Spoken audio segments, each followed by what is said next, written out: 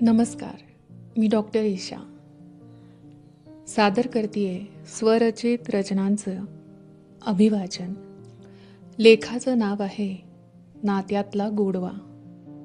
नात्यात कटुता असू द्या असे सांगावे लागते का हो? अर्थातच नाही. कारण जी गोष्ट आपोआप होते ती करा असे सांगावेच लागत नाही. ती तर मानवी प्रवृत्ती आहे. नात्यातला गोडवा जपावा असे मात्र सांगावे लागते. मग कटुता काय येते?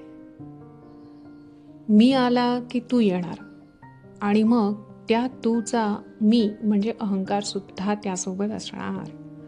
आता दोन मी म्हणजे एका म्यानात दोन तलवारी कशा राहणार हो? मग रुसवे फुगवे राग लोभ अपेक्षा आलेच.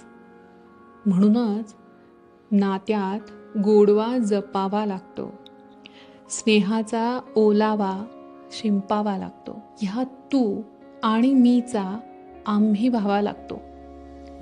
आम्ही मिळून त्या मीचा म्हणजेच त्या अहमचा यज्ञच करावा लागतो. अहम स्वाहा असा.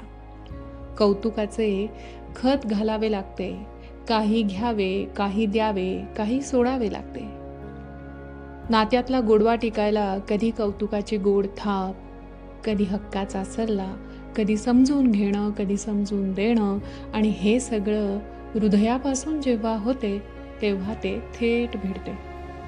परंतु काही जणांना ना ह्याची जाण नसते. कितीही चांगलं वागलं त्यांच्याशी तरी ते दुस्वास करतात. अशा वेळी काय करावं बरं? सोपं आहे. ते दुस्वास करतात हे आपल्या हातात नाही, पण आपण त्यांचा दुस्वास न करणे हे तर आपल्या हातात आहे.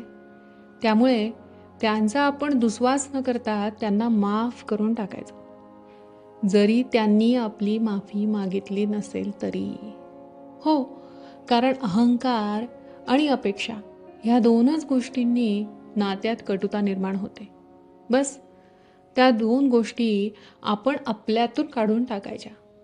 बाकी खुशाल आपल्या धुंदीत गीत गुणगुणत जाणाऱ्या मुसाफिराप्रमाणे वागायचं. निर्धास्त आणि बिनधास्त. मुसाफिर बनके तू खुशियाँ बांटता चला जा. प्यार के बीज दिलों में तू बोता चला जा.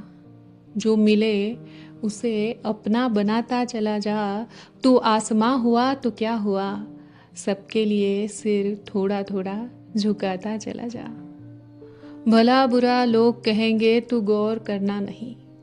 भला बुरा लोग कहेंगे तू गौर करना नहीं.